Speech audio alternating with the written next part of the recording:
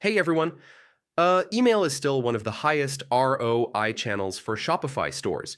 Yeah, when done right, it drives repeat sales and stronger customer relationships. Let's set up campaigns for higher engagement.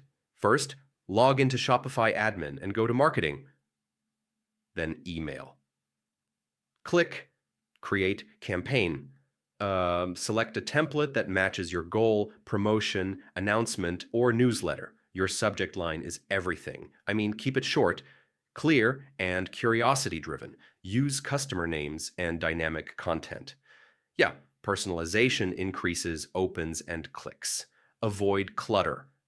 Focus on one main message, strong visuals, and a clear call to action. Send targeted emails, different messages for new subscribers, repeat buyers, or inactive customers. Test different send times. Yeah, engagement can vary based on when emails arrive. Always preview and send a test email. Check layout, links, and mobile responsiveness. After sending, monitor open rates, clicks, and conversions.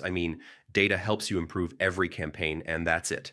Consistent, well-targeted email campaigns build trust and drive long-term sales. Yeah, definitely worth mastering.